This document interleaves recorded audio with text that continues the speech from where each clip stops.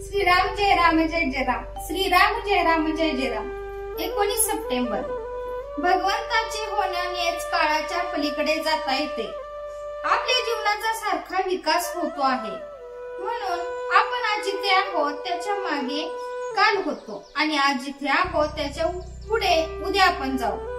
हे जरी खरे तरी आज आपण जे करायला पाहिजे ते न केले तर एखाद्या वेळी उद्या मागे जाण्याचा प्रसंग आपल्यावर येईल। पुढचा जन्म हा आजच्या जन्मातूनच निर्माण होतो, तेव्हा आपण आज चांगले असलो तरी अंते मती सागती या नियमाप्रमाणे पुढचा जन्म आपल्याला चांगलाच येईल।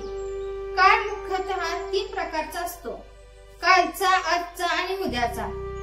जो काळ होऊन गेला तो काही केले तरी परत येणार नाही, म्हणून त्याची काळजी करू नये। एखाद्याचे कोणी गेले तर आपण त्याला असे सांगतो की अरे एकदा गोष्ट होऊन गेली, आता काय त्याचे, आता दुःख न करणे हेच बरे। हे जे तुम्ही लोकांना सांगता तसे स्वतः वागण्याचा प्रयत्न करा। मागे होऊन गेल्याची विवेकाने विस्मृती पाडता येते, तसेच पुढे काय होणार हे माहित नसल्यामुळे त्याची काळजी करू नये। आजचे आपले कर्तव्य आपण केल्यानंतर जे व्हायचे ते होणारच, म्हणून स्वस्थ बसावे। मागची आठवण करू नये किंवा गेल्याचे दुःख करू नये आणि उद्याची किंवा होणाऱ्या गोष्टीची काळजी करू नये। सध्या आपल्याला काळाच्या पलीकडे जाता येत नाही आणि काळाच्या पलीकडे गेल्याशिवाय भगवंत मिळणार नाही अशी अवस्था आहे। जगात घडामोडी सारख्या होत आहेत आणि आपली तळमळ कायम आहे। आपल्याला जी तळमळ लागते ती आपल्या अपुरेपणामुळे, अपूर्णतेमुळे लागते।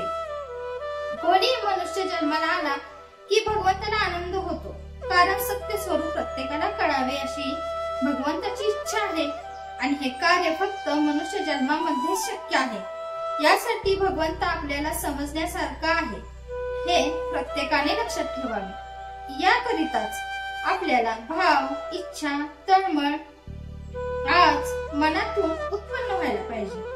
पुष्कळ चांगला स्वयंपाक केला आणि मीठ घालायचेच राहिले तर काय उपयोग? भाव जर दुजा ठेवला तर भजन चांगले झाले असे कसे म्हणावे? भक्तीचे 9 मार्ग सांगितले आहेत, त्यातला कोणत्याही एकाचे पूर्ण भाव ठेवून परिशीलन केले तरी त्यात बाकीचे 8 येतात। आपल्याला जे कळले ते आपल्या आचरणात आणावे, हे खरे ऐकणे होय। जो आपल्या रक्तामासात मिसळतो आणि रोजच्या वागण्यात आणता येतो तोच खरा वेदांत होय। आणि आपल्या कर्तव्यामध्ये भगवंताचे स्मरण ठेवणे हे सर्व वेदांताचे सार आहे। जय जय रघुवीर समर्थ। आजचे बोधवाक्य, वेदांत हा रोजच्या आचरणात आणला पाहिजे।